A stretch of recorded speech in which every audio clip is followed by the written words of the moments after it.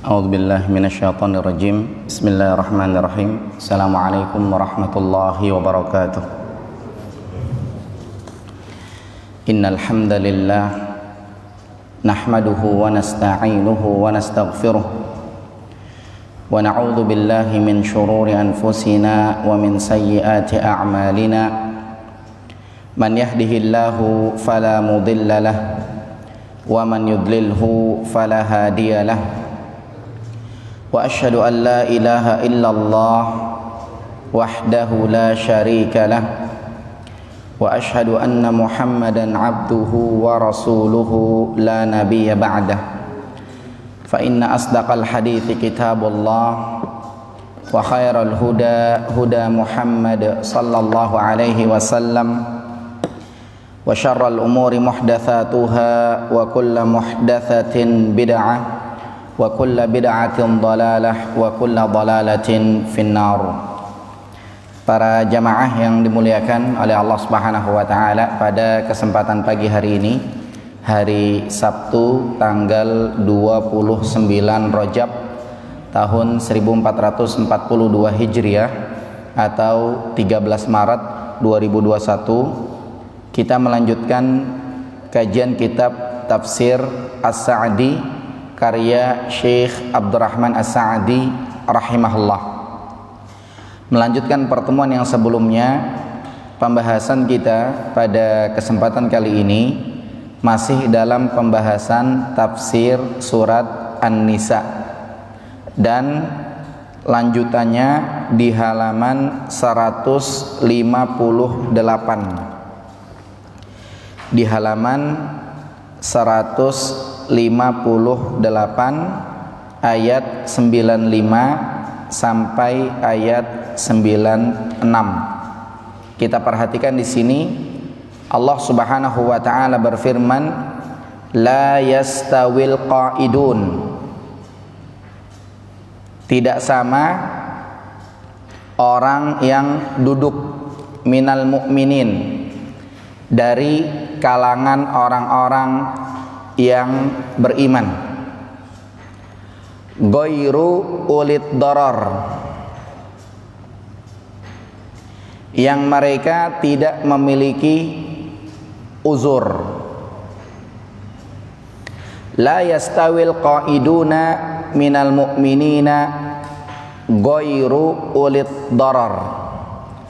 Tidak sama antara orang-orang beriman yang mereka duduk tidak berangkat perang, mereka tetap diam di Madinah, mereka tetap diam di rumah. Ghairu ulid darar, yang tidak punya uzur.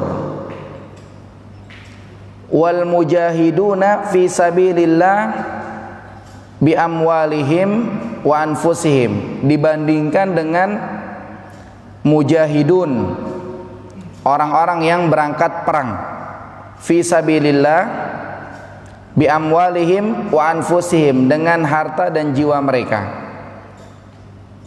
Jadi kalimat yang pertama kita ulangi sekali lagi, la yastawil qa'iduna minal mu'minina ghairu ulid darari wal mujahiduna fi sabilillah bi amwalihim wa anfusihim. Tidak sama antara orang beriman yang mereka duduk diam di rumah, tidak berangkat perang, tidak berangkat jihad, padahal mereka tidak punya uzur, harusnya berangkat.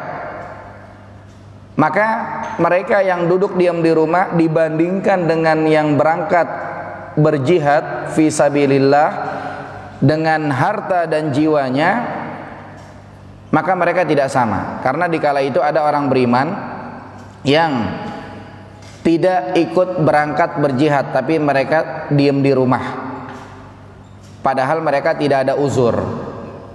Kemudian ada orang beriman yang tetap ikut berjihad bersama dengan Rasulullah SAW, berangkat dengan harta dan jiwanya, maka derajat mereka berbeda. Faddalallahu al-mujahidina bi amwalihim wa anfusihim 'alal qa'idina darajah.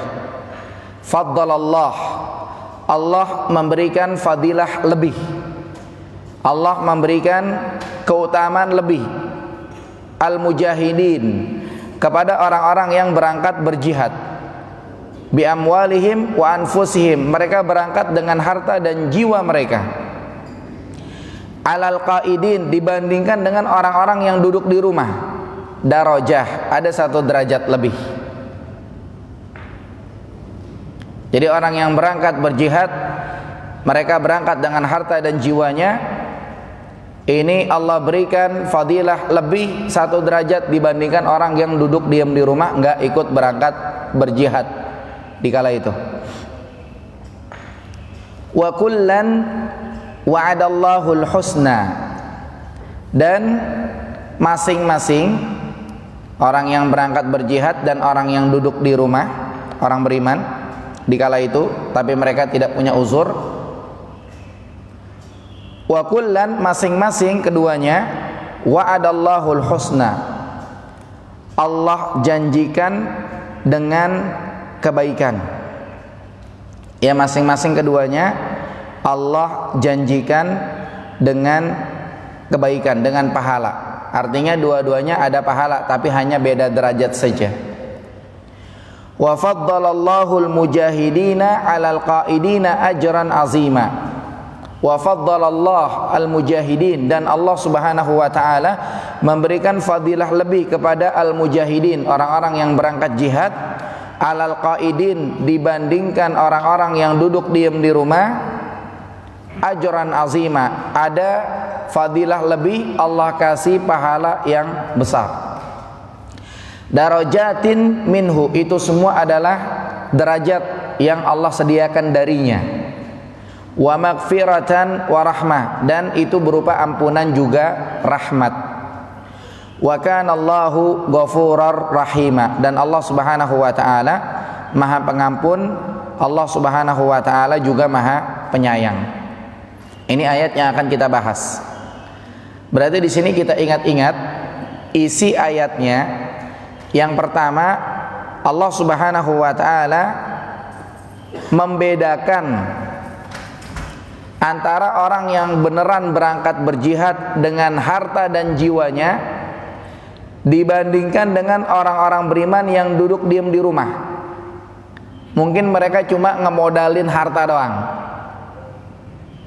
mereka nyumbang buat bekal berangkat jihad, tapi mereka sendiri tidak berjihad. Maka ini beda derajat, kecuali kalau mereka punya uzur. Ya, sebagaimana dalam hadis Nabi mengatakan apa?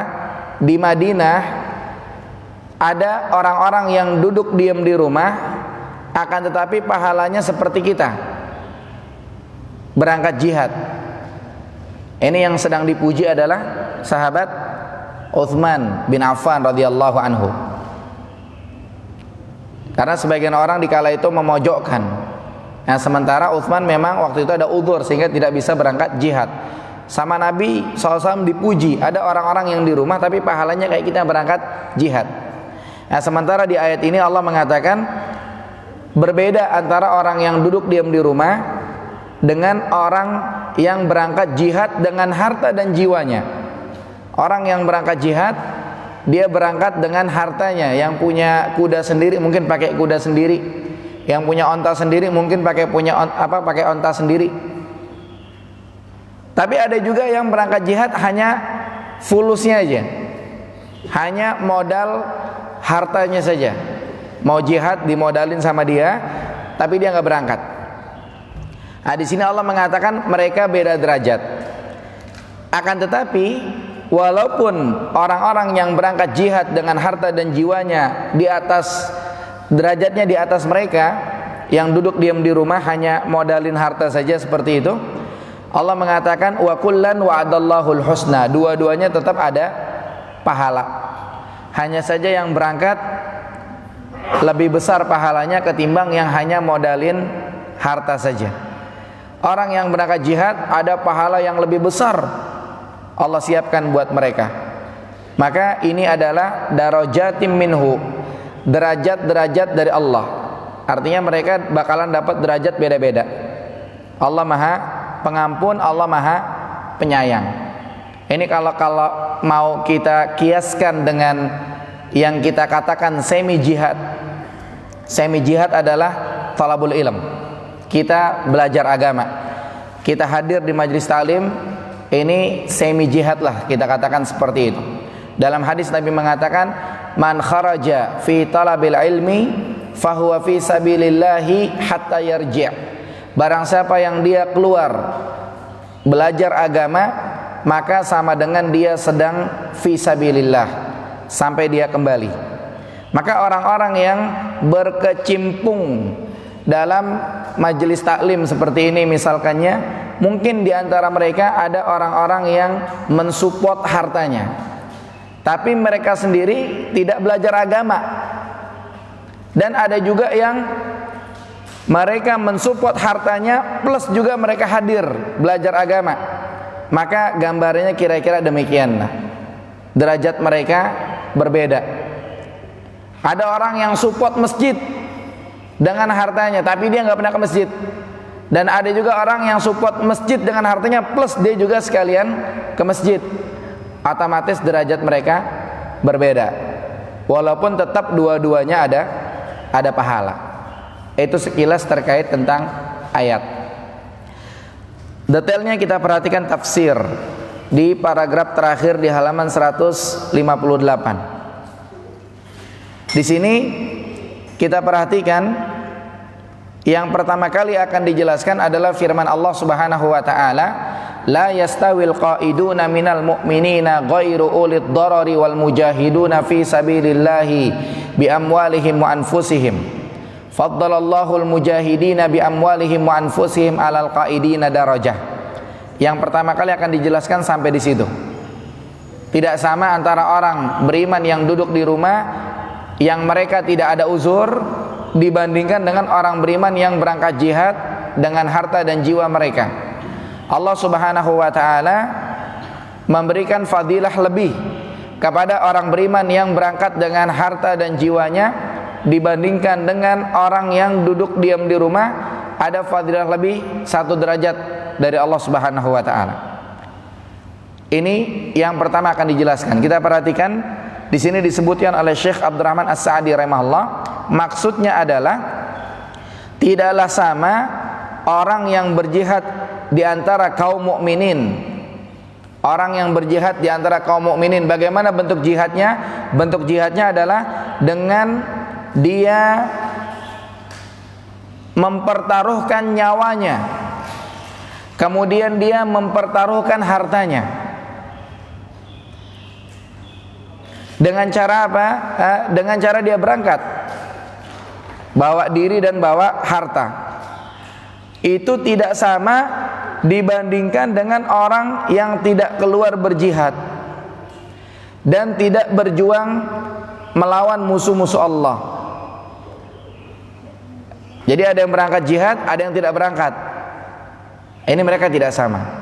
Atau mungkin ada yang berangkat jihad tapi dengan hartanya saja, akan tetapi dirinya tidak ikut. Dan ada yang berangkat jihad dengan harta dan dirinya. Nah, ini tidak sama. Maka di sini kita perhatikan di halaman 159 paling atas disebutkan oleh penulis rahimahullah, hal ini merupakan anjuran untuk keluar berjihad. Berarti Allah mengatakan antara orang yang berangkat jihad dengan yang tidak berangkat jihad ini tidak sama. Berarti di sini ada anjuran supaya berangkat jihad. Kemudian tidak sama antara orang yang mungkin dia diam di rumah dengan orang yang berangkat keluar belajar agama. Maka di sini ada anjuran untuk berangkat keluar belajar agama. Tidak sama antara orang yang sholat sendiri di rumah dengan orang yang berjamaah di masjid. Berarti di sini ada anjuran untuk berjamaah di masjid. Sementara dalam ayat tidak sama antara orang yang di rumah dengan orang yang berangkat jihad. Berarti ada anjuran untuk berangkat jihad. Kemudian juga ada dorongan kepada hal tersebut. Berarti kita dimotivasi untuk berjihad. Kalau memang ini jihadnya jihad besar, berarti kita sekarang dimotivasi jihadnya jihad kecil, talabul ilm, kita belajar agama. Harus kita nyempetin diri untuk belajar agama. Itu yang pertama, ada anjuran, ada motivasi ke arah tersebut. Kemudian di sisi yang lain juga ada ancaman dari bermalas-malasan dan tidak ikut serta tanpa ada alasan yang syar'i. Jadi ketika malas-malasan, tidak ikut serta, tidak mau berangkat jihad, nah ini ada ancamannya. Atau mungkin kalau kita mau kembangkan, ya, ada orang yang malas-malasan dalam beribadah, karena untuk beribadah pun kita sama dengan berjihad. Nah, kita berjihad melawan hawa nafsu kita, karena mungkin hawa nafsu pengennya santai dan seterusnya. Nah, kita berjihad. Sama kita hadir di majelis ini pun perlu perjuangan, karena enaknya jam segini mungkin ya enaknya duduk santai ngopi atau tidur dan yang lainnya. Ini perlu perjuangan. Kalau mereka tidak punya uzur, terkena ancaman ketika mereka bermalas-malasan untuk berangkat berjihad sesuai dengan ayat ini.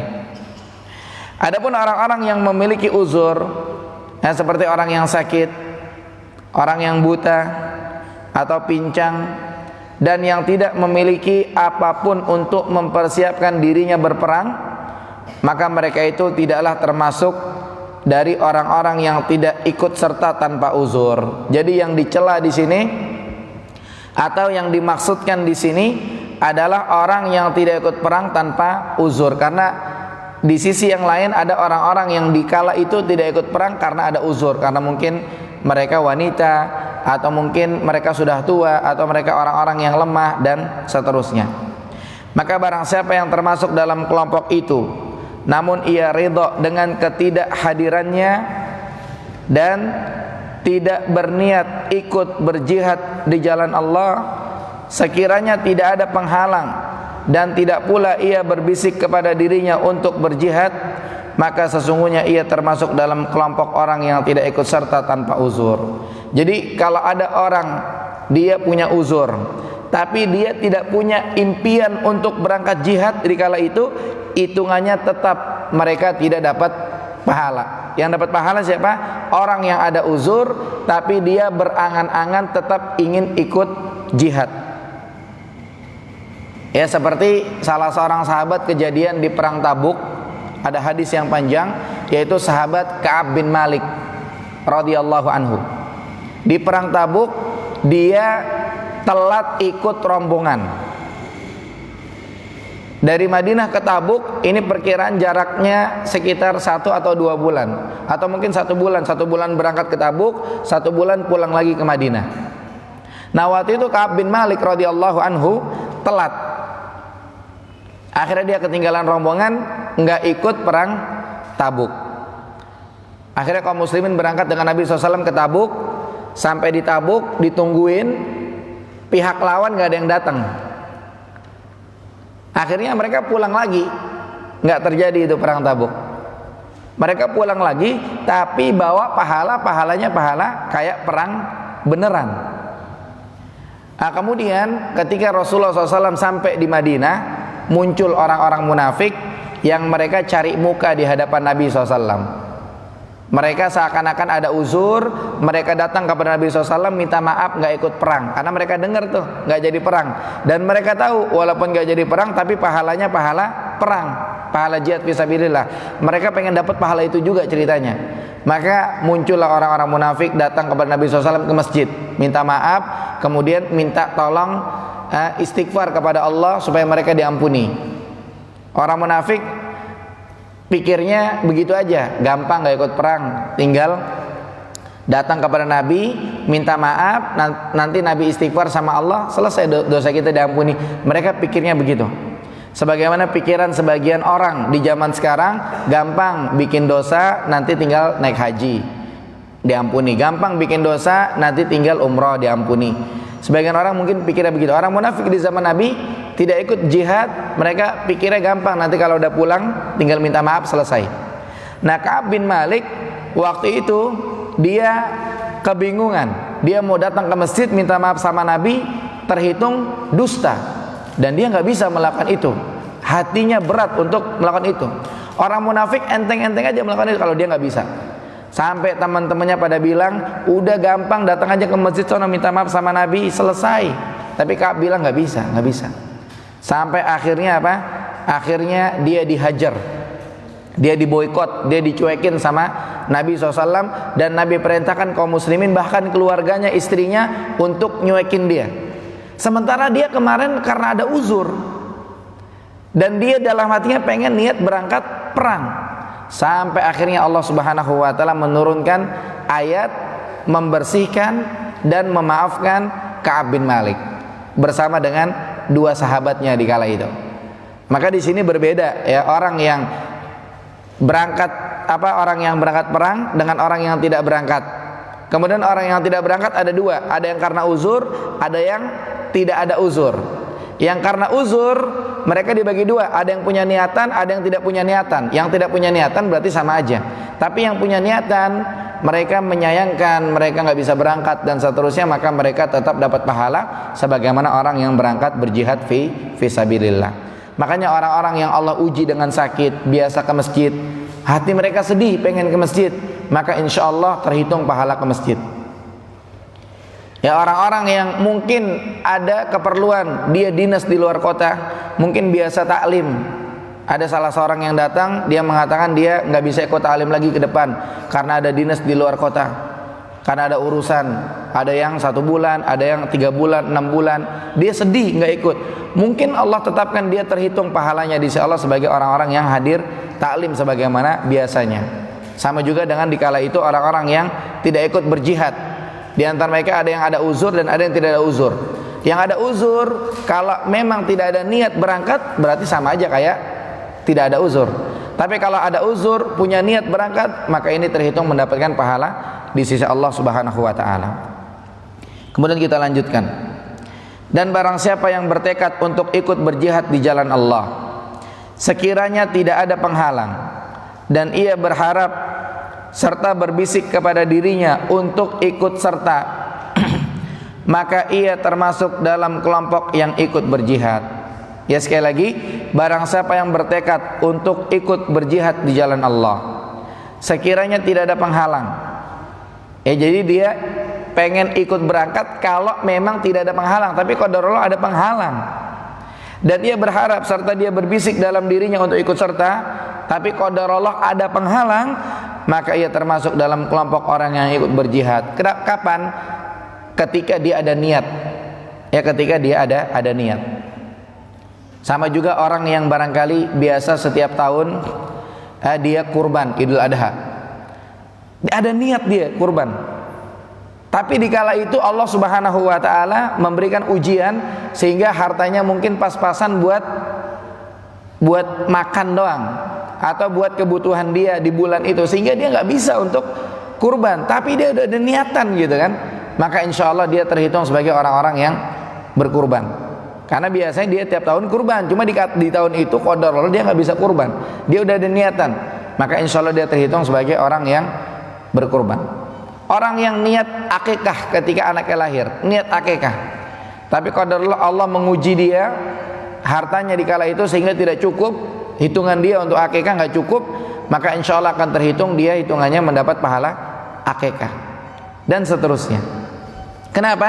Karena niat yang kuat apabila diikuti oleh kondisi yang memungkinkan. Jadi kalau memungkinkan dia niatnya kuat sekali, baik perkataan maupun perbuatan orang itu akan diposisikan dalam posisi orang yang berbuat. Ya, jadi kalau memang niatnya kuat, kalau memang mungkin dia bisa, kenapa tidak? Dan beneran ada kemungkinan dan dia berangkat beneran, atau dia niatnya kuat tapi qadarullah ada penghalang sehingga dia tidak bisa, insya Allah tetap dapat pahala. Jadi niat saja tidak cukup, dirinci niatnya bagaimana gitu. Niatnya niat tanggung, niat ogah-ogahan, atau niat beneran. Niat beneran itu yang terhitung mendapatkan pahala di sisi Allah Subhanahu wa taala. Ada orang yang pengen taklim, misalkannya qadarullah hujan deras sehingga tidak jadi, tapi niat itu sudah terbetik dalam hatinya. Nah, bahkan mungkin sebagian sudah berangkat, sudah tengah jalan, hujan basah, pulang lagi, maka Allah Subhanahu wa taala akan menghitung sebagai pahala tersebut. Kemudian berikutnya, Allah Subhanahu wa taala disebutkan oleh penulis rahimahullah, Allah tegaskan tentang keutamaan orang-orang yang berjihad atas orang-orang yang tidak ikut serta berjihad. Allah tegaskan mereka dengan suatu derajat, yaitu kemuliaan. Dan keutamaan tersebut adalah dalam bentuk global, umum. Ya, kemudian Allah menegaskan hal tersebut dalam bentuk yang lebih rinci, yaitu menjanjikan ampunan bagi mereka yang datang dari Rabb mereka, dan rahmat yang meliputi segala kebaikan dan perlindungan dari segala keburukan, dan derajat yang dirincikan oleh Nabi SAW dengan hadits beliau yang kuat dalam Sahih Bukhari dan Muslim disebutkan, inna fil jannah mi'ata darajah, sesungguhnya di sorga ada 100 derajat.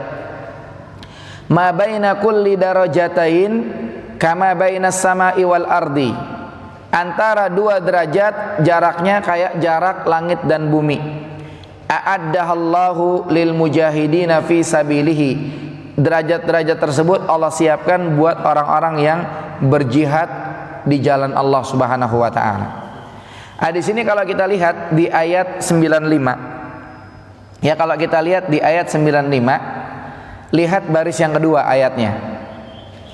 Lihat baris yang kedua, ada kata-kata faddalallah di baris yang kedua di ayat. Kemudian di baris yang ketiga ada juga kata-kata faddalallah. Lihat baris yang kedua di ayat.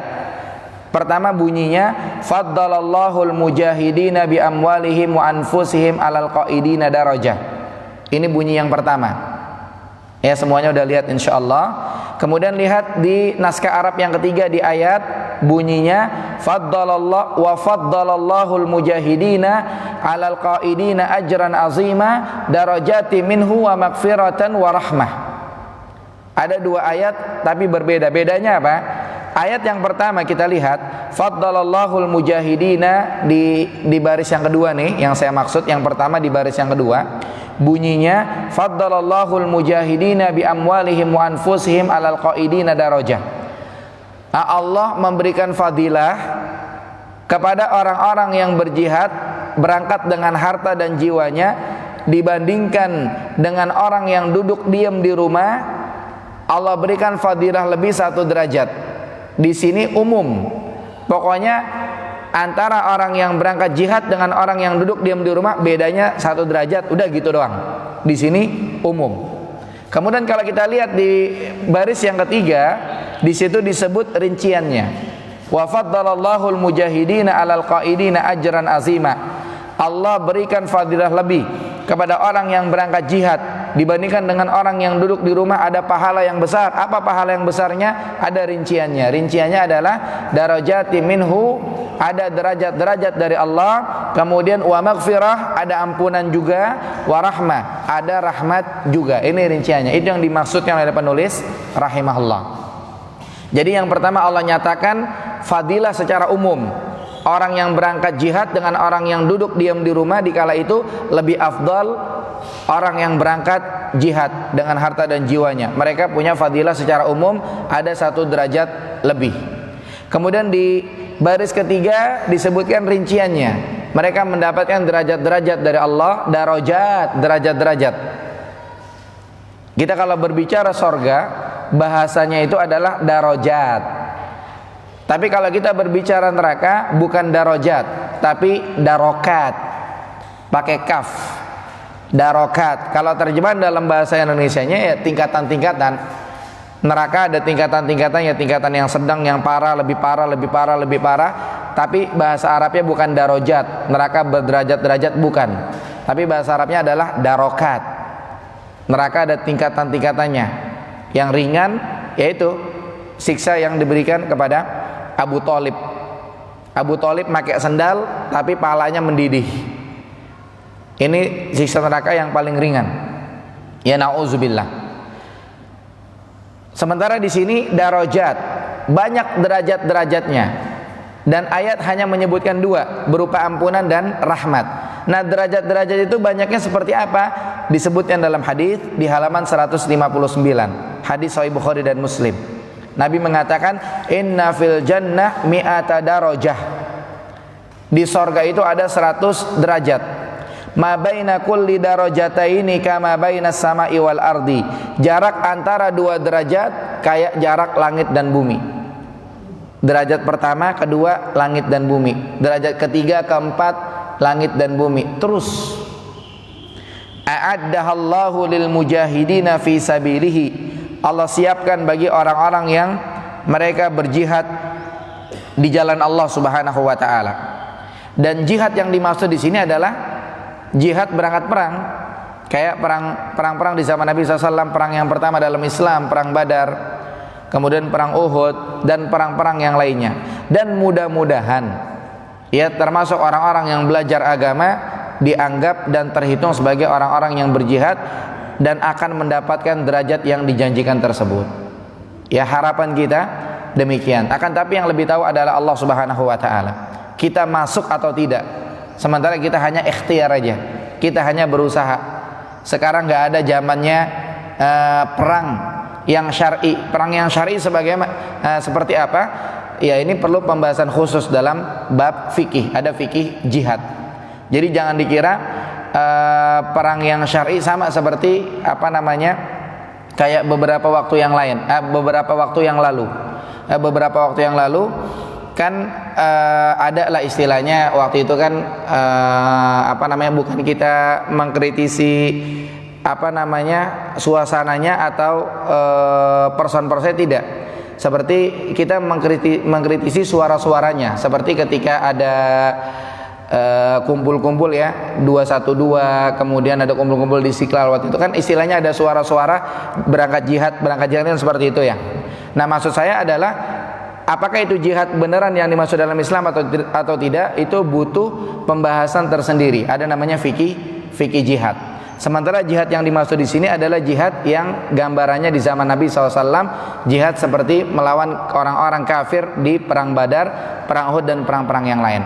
Makanya kalau ada teriakan-teriakan jihad di masyarakat, ini perlu kita membaca keterangan para ulama terkait fikih jihad. Benar nggak itu sama dengan jihad yang dimaksud di dalam Islam? Kalau memang ternyata tidak benar, berarti namanya manusia, wajar ya kadang-kadang salah dalam berbicara. Yang tidak jihad dikategorikan sebagai jihad.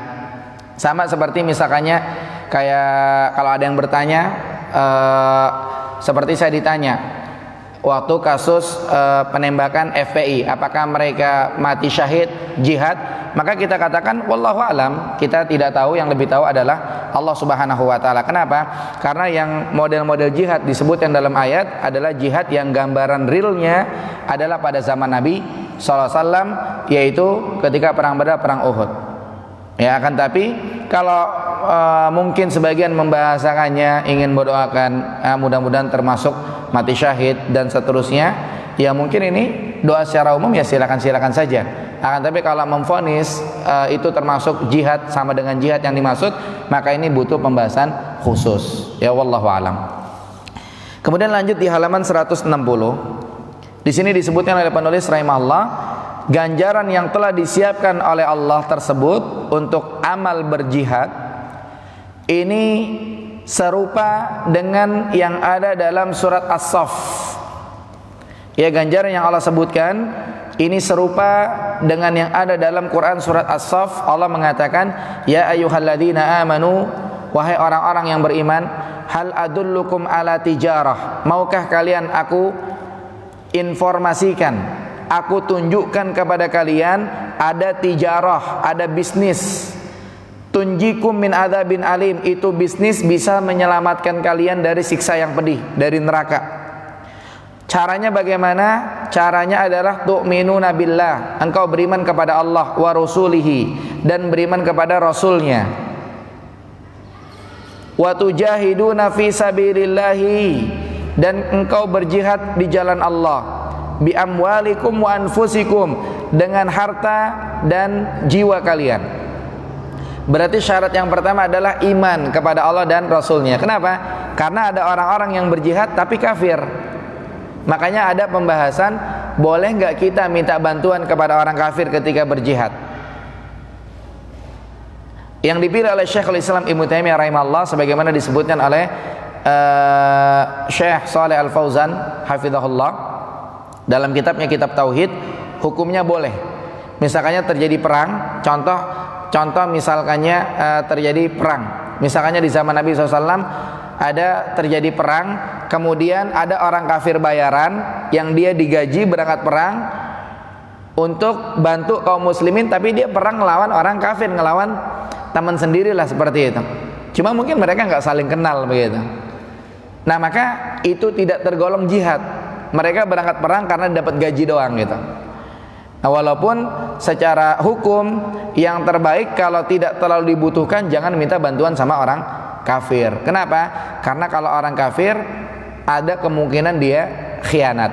Malah nanti di tengah-tengah peperangan kaum muslimin yang diperangi. Ada kemungkinan demikian. Makanya di antara syarat-syaratnya ketat. Ya boleh mempekerjakan orang kafir di perang, akan tapi orang kafir yang profesional, dalam artian memang dia kerja begitu perang. Tapi kalau mereka gugur maka tidak syahid. Di sini yang syahid bagaimana?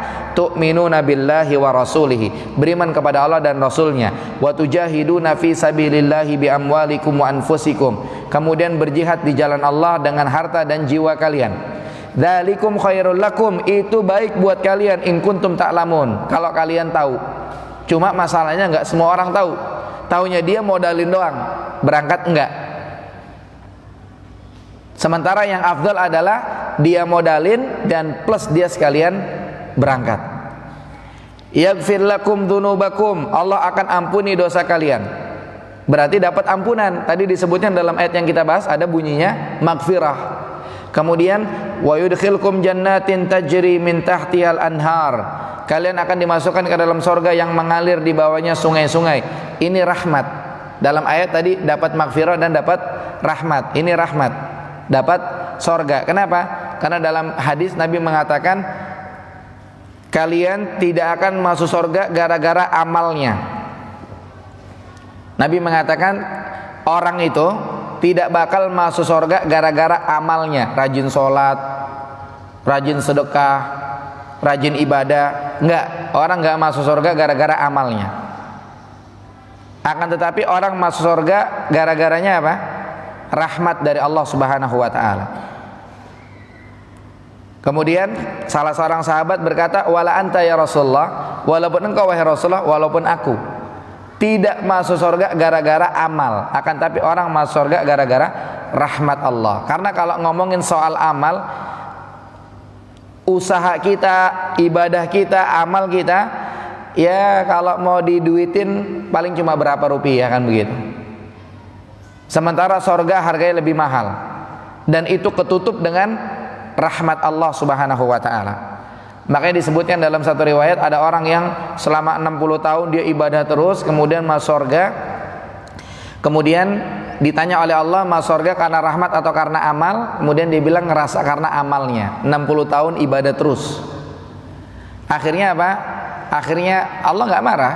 Allah hadirkan timbangan, kemudian amalan dia selama 60 tahun disimbolin jadi barang, taruh di satu timbangan. Kemudian nikmat dia bisa melihat, disimbolin jadi barang, taruh di timbangan yang satunya lagi, ternyata seimbang, impas. Itu baru nikmat bisa ngelihat. Nikmat bisa mendengar belum? Nikmat bisa ngomong belum? Nikmat bisa jalan belum? Itu kalau disimbolin jadi satu barang, amal mana lagi yang mau ditaruh untuk ngimpasin? Nggak ada. Makanya orang masuk surga karena rahmat Allah Subhanahu wa ta'ala. Sehingga dia mengatakan apa? Iya, aku masuk surga karena rahmat engkau ya Allah. Selamat dia. Kemudian wa masakina thayyibatan fi jannati adan. Kemudian buat mereka ada tempat tinggal yang baik di surga Aden.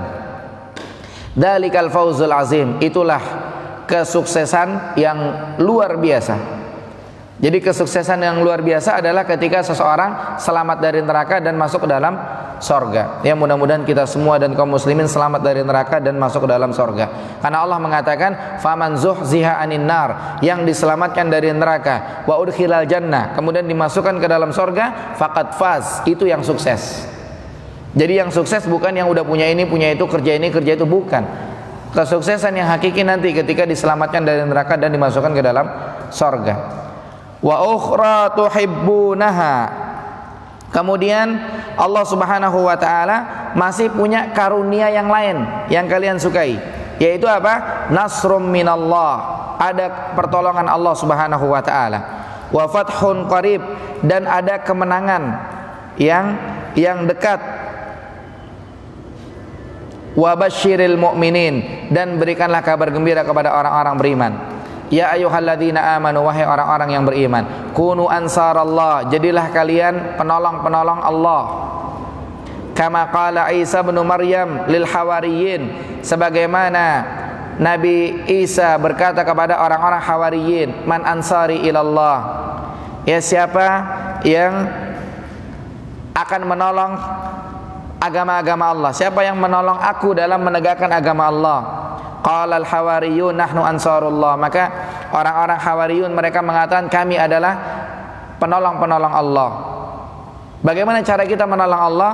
Caranya dengan kita menegakkan agama Allah.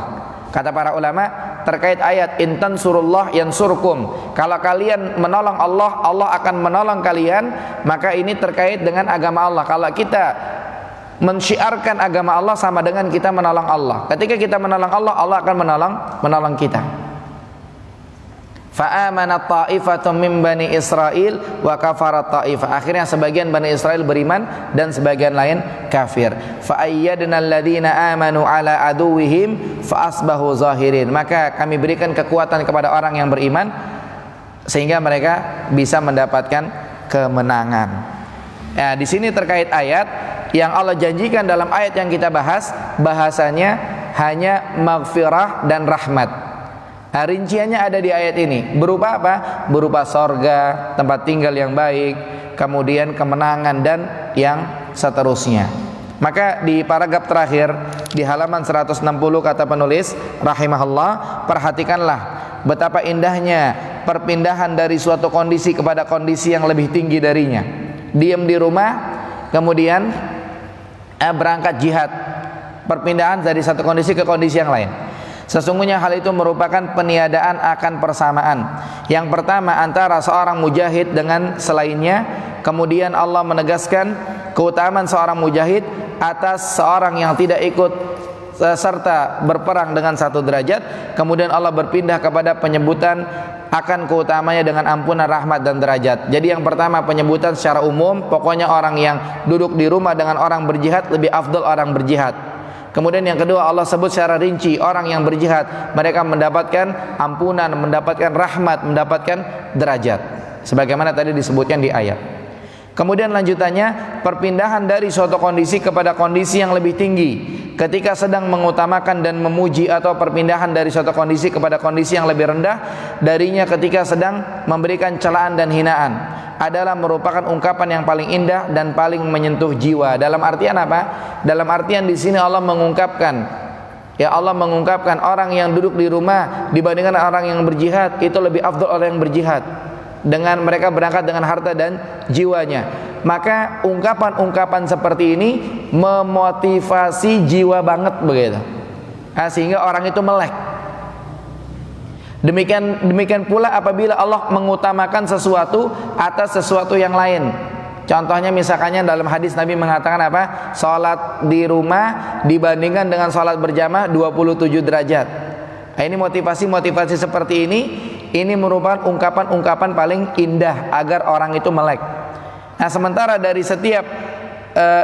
setiap dari kedua hal tersebut memiliki keutamaan, maka Allah menjaganya dengan cara menyebut keutamaan yang mencakup bagi kedua perkara tersebut untuk menjaga agar tidak ada seorang pun mengira bahwa hal itu merupakan celaan terhadap hal yang tidak diutamakan atau al-mafdal alaihi, sebagaimana Allah berfirman di sini wa kullan wa'adallahu husna. Dalam artian apa? Dalam artian Allah menyebut di sini wa kullan wa'adallahu husna, dua-duanya ada pahala. Orang yang duduk diam di rumah ada pahalanya karena dia orang beriman, bukan orang kafir. Kemudian orang yang berjihad juga ada pahalanya karena apa? Karena dia juga orang beriman.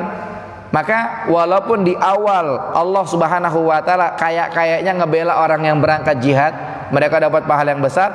Akan tetapi di akhir Allah mengatakan dua-duanya tetap ada pahala. Supaya apa? Supaya orang tenang. Nah, sama juga misalkannya begini, orang yang hadir ta'lim mereka lebih afdal daripada orang yang di rumah kagak ngikut ta'lim. Kan kayaknya gimana gitu kan? Maka di akhir disebutkan apa? Dua-duanya tetap ada pahalanya. Orang yang hadir sholat berjamaah di masjid, beres sholat berjamaah ada ta'lim, ada yang ikut duduk, ada yang pulang, maka lebih afdal yang duduk. Tapi dua-duanya tetap ada pahalanya. Bukan berarti mengucilkan orang yang tidak ikut ta'lim, tidak. Tapi ini bentuknya adalah motivasi.